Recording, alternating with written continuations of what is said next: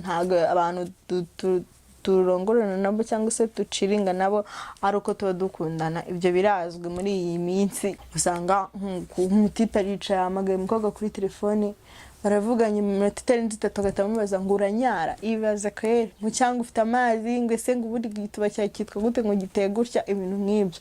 Muri mu cyumba mwenyine muri bibiri muri kuganira ku bintu bijyanye na sex cyangwa se no kurongorana, nta kindi kintu mu mitima yanyu muhita mutekereza.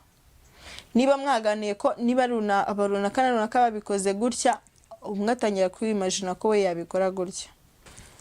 Ko hari no mu bebe ushobora kubibona kahita ubonana na kwatatse nta bintu birenze kuri we. Noneho wamara kumwereka ku gafilime utangira ukaba wamwegera ukamufata nko ku rutugu bira. Ushobora kuba wagenda neza ukaba wakozaho ururimi yewana. Umwana arasitara akajenga amazi bireba. Hello guys, hello friend, mumeze mute? Nizere ko mumeze neza nkuko bisanzwe. Ni Queen ku Mahumbezi TV, nongeye kugusuhuza cyane. Nsuhuza abakunzi banjye babandi banyereka ko turi kumwe, babandi bahora bandeba buri munsi. Ndabasoje by'umwihariko wowe wakoze subscribe and share and comment. Ni by'umwihariko cyane. Bize bite uyu munsi rero twazanye ikiganiro cyangwa se nakuzaniye ikiganiro kijyanye no gutegura umukobwa. Ushobora kuba uhora wibaza ese ubundi abakobwa bashyukwa gute? Ese ushobora gukora aha, ushobora gukora hano, ushobora kumuganiza he magambo, ushobora gukora ibintu nk'ibyo. Uyu munsi rero amatsiko ashire, wumva utuje urabisobanukirwa. Ushobora kuba ufite umugirlfriend cyangwa se ufite n'umuntu usanzwe, ntago abantu turongorana nabo cyangwa se tuciringa nabo ari uko tuba dukundana. Ibyo birazwi muri iyi minsi. Abantu nyine banjye ndikubwira abo baba babizi. Hari abavuga ko badashobora kurongora umuntu badakunda cyangwa ibiki, ariko nanone turabizi ko muri iki gihe tugezemo bitajyanye gukundana n'umuntu cyangwa se wenda kumushaka cyangwa ibintu nk'ibyo. Ushobora kuba wenda uvuga ati ngewe uyu munsi narekipeye ngomba kuba ndi kumwe n'icyana uyu munsi, ariko nkuko wabiteguye ntabwo ubizi ko icyo cyana wenda guhamagara ari ready yuko uwo munsi nawe ari bujye gusura umutipe, sibyo? Ushobora kuba yibereye mu rugo bisanzwe, yibereye mu mirimo, rwose icyo gitekerezo ntacyo afite, ariko wowe aho uri tagite kumuhamagara. Ese wakoresha aya magambo cyangwa se wakoresha buryo ki? Ushobora kumwandikira message ugati hi bebe meste ibintu nk'ibyo, mubaza uko ameze, akaba yagusubiza ati meze neza, twavugana kuri phone yego, ukaba mwavugana ukafata nk'akaganiro k'iminota 30 kuri telefone, ukaba wamuganiza mubaza uko ameze ibiki, bise ukamwinjiza muri mood, ukamubwira amagambo meza. Murabizi ko twikundira amagambo meza mu buzima busanzwe rwose. Ubwo turi ba mitetezo rugire bateteshwa n'iki ugasanga nyine mwinjije muri mood neza, mubajije aho ari, mubajije gahunda ze z'umunsi biki, ukaba wanavuga ati ndumushaka ko ari akantu twasangira. Pani ibyo kwihutira mu bwango ndumva shaka kuza kunsura muri ghetto ni ikintu abakobwa twahaze kumva pe bishoboka, kuko bwango ngo ngwino nsure muri ghetto nta kindi mita numva ibintu bijyanye na sex, ntabati muginga arashaka igito ibintu nk'ibyo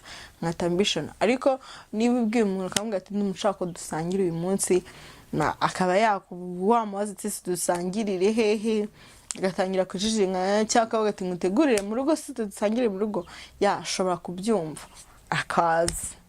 Ariko yo atangiye muri ibyo bintu by'amageto by'ibiki n'ibiki, ugatangira kumubaza ibintu byinshi bimushiramo agahita nyine n'uri nakinaho gifite amatsiko. Nk'ubwo wambwiye ngo musange ashaka kuvuga ati se turasangira iki, se yaneguriye agaki, mbese kumva ni ibintu byinshi abifite amatsiko byinshi ibintu ugiye kumusangiza cyangwa se ibintu muri busangire akaba yanaza kubera amatsiko. Numva ko bukoresheje akantu k'ubwenge pana ibintu by'abatipe bikigiye. Usanga nk'umutipe aricaye amagaye umukobwa kuri telefone, baravuganye mu minota itarenze 3 agahita amubaza ngo uranyara. Ibaze kweri mu cyangwa ufite amazi ngo ese ngo ubundi gituba cyitwa gute ngo giteye gutya, ibintu nk'ibyo. Ubwo n'ubujije aho n'abakobwa aba n'abatipe batari abasirimu mu mutwe. Yiro umusirimu ukora ibijyanye n'iby'ubusirimu. Hanyuma none nyine uwo mubebe urumva bamubwiye ko mushaka gusangira, araza niba ari ibyo wateguye izo mbuto cyangwa se ibyo biryo byiza wamutekeye, mukaba mwasangira. Mwamara gusangira wenda wajya koga maze se we ntabwo woga, ibintu nk'ibyo biba byiza. Burya iyo mwoze mwese munameze neza burya biba ari byiza. Hanyuma noneho mukaba mwakicara mu ntebe mukaba mwaganira ibiganiro runaka bitewe n'ibyo muhuriyeho n'amasitoro yanyu, nawe wamenya ibyo mwamuhuje mukaba mwabiganiraho. Warangiza ukaba wagisesekamo utuntu tujyanye no kumutaka nyine ukuntu ari mwiza ari sexy biki, afite nko mu kanwa heza, afite mbese ikintu umubona we cyiza nawe ukakimubwira, buryo nawe yirya akavuga ati koko se ibintu nk'ibyo bende nyine by'abakobwa birya ko nako bukamurasiyemo. Agatangira no kujya niba mubwiye ko aseka neza, niba yatangiye aseka agakesha rwose, ubwo n'Imana yabizi ko atangira guseka akakwereka neza nk'uko wamubwiye ko aseka neza, nyine ubwo arahakwereka. Hanyuma akaba mugatisha afite itako ryiza, ufite wenda mabuno cyangwa ibiti cyanyereka nk'ibere ryawe nk'ibiki, ugatangira kumwereka ko ufite nk'amatsiko nyine cyakwereka nk'ikintu runaka nyine utabona nawe ubona ko yambaye umwenda utari kubona, nawe nyine akagenda yumva nkaho uri kuganisha. Hanyuma noneho ukaba waterura ikiganiro kijyanye na sex, ukaba watangira kuvuga ku bintu bijyanye na sex ibiki, ukanabeshya nyine ukazana nk'udukuru tubeshya muri sex, ibintu nk'ibyo mukaba mwabiganiraho ukuntu abantu bamwe bakora sex bameze gutya na gutya na gutya. Burya abantu babiri bari kumwe n'urugero muri mu cyumba mwenyine muri babiri muri kuganira ku bintu bijyanye na sex cyangwa se no kurongorana, nta kindi kintu mu mitima yanyu muhita mutekereza. Niba mwaganiye ko niba runaka babikoze gutya, umwe atangira kwimagina ko we yabikora gutya. Niba mwaganiye ko wenda basomana gutya n'ibiki ushobora nawe kwimagina ko wabikora gutya.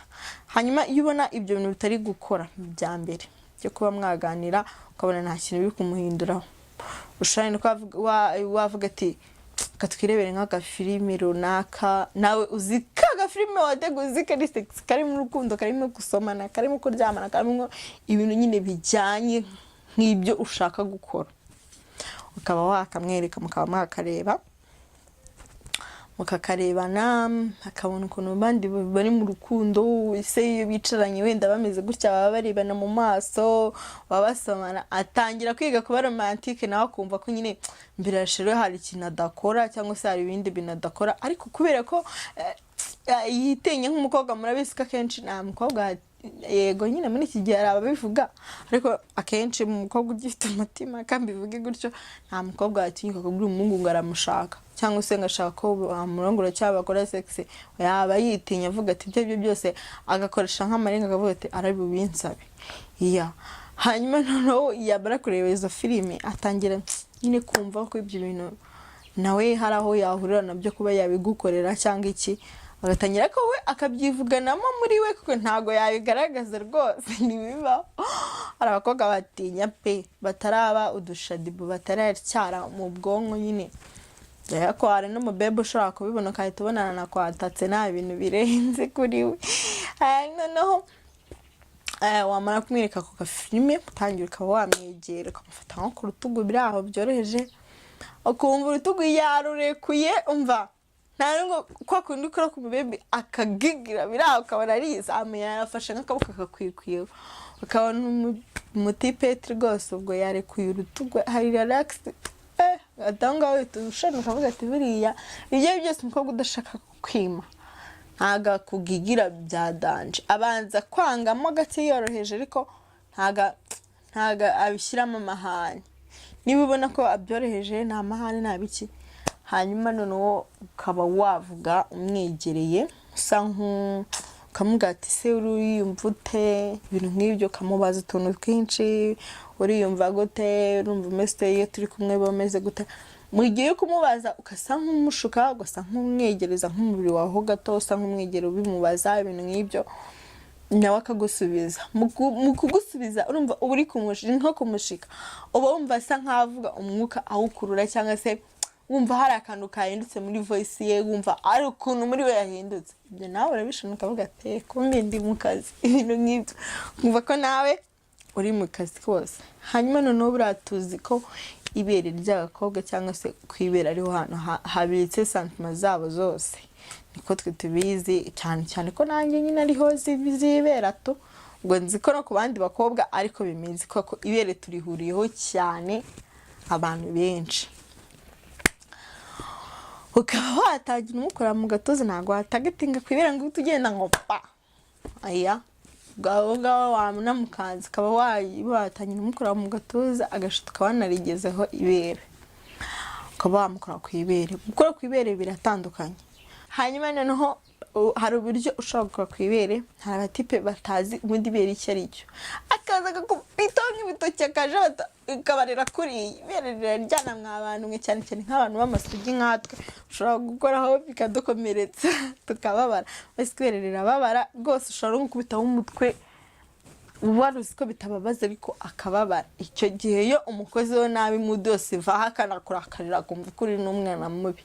Niyo mpamvu rero ugomba kugenda gakeya ukarikoraho neza nyine tu biri romantike, ibintu nk'ibyo. Hanyuma noneho hari abakobwa benshi badakunda kuba, turabizi ko abahungu benshi nta yindi tagite yabo batabakora ku moko, ugasanga yarakareze imoko rakaraze nk'umuntu uri gukaraga nka shikarete mu ntoki. Ibyo nabyo ntabwo byagusweresha rwose mujuti wanjye kuvuga ngo mwarikanze cyane. Abakobwa badakunda umuntu bakanda ibere cyane, udatinda ku moko cyane. Hari abakobwa babikunda kuritindaho ukanabikora cyane, mbese urikaraga byadanje usizemo n'ingufu. Aho ngaho nyine ubwo we ababikunda sava. Iyo ubikoze ubundi nababwiye ngo niba uri gukora ikintu jya ureba no mu maso h'umuntu. Niba uri gukora kuri iyo moko koko unamurebe mu maso, ese bimeze bite? Uri kubona ari kubifiringa, uri kubona ari kubyanga, uri kubona hari ukuntu nubwo ko tudakunda kuvuga ariko akenshi dukoresha amarenga. Ushaka kurikoraho ukabona ndahumirije, ndasa nk'umuntu uri kwikanga, aho ngaho tubibona ko hari ikibazo. Ushaka kubikoraho ukabona ari kubikurura, ari kubifiringa, aho ngaho ukabibona ko ari nyine ari kubifiringa. Nawe ukajya uhindura buryo ki, nutinda ahantu hamwe ukaba wakora change, ukaba wakanda aho ritangirira, biba ari sawa. Kwanakora no kuri iyo moko ni byiza. Hanyuma noneho wamara gukora ngaha ukamanura intoki zawe gake ukajyana ku mukondo, naho wajya uzamuranga amasantima y'aba baby cyane, guhara naryo ushaka kubakoza intoki zawo bikagenda neza. Hanyuma noneho ushobora kuba wagenda neza ukaba wakozaho ururimi. Yewana umwana arasitara akajenga amazi bireba, ukabona nta bundi buzima asigaranye, yirekuye neza, yaguye ko nabivuga. Ukabona umwana yoroshye ameze neza, wamara gukoza ururimi ku mukondo waregenda neza, none ukagenda hahandi aho bibera byose aho kebu yose irangirira ibera, ukaba wajyayo kumva uko byifasha. Wageza intoki kumva habaye ikiziba cyangwa se hatose, umwana imvura irimo irigwisha. Warangiza neza ukahatacinga ukahakora, ukaba watangira kumufungurira imyenda mukuramo gake gake. Nawe ubwawe wenda ukaba wakikuramo nk'utwenda turaho. Ndabizi neza uko byabimeze kose umutipe aba yiteguye, ntago wambaye imyenda ikomeye imwe ya danje. Mukuramo wowe ukabanza ukamukuramo. Urabizi abakobwa igihe aba yaje yambaye n'ipantaro cyangwa se n'ibindi byo hejuru, ukaba wamukuramo rwose ukabona ibintu ari kubifiringa, ahubwo nawe arimo arabyimanurira yihuta yivanamo imyenda bitakugoye.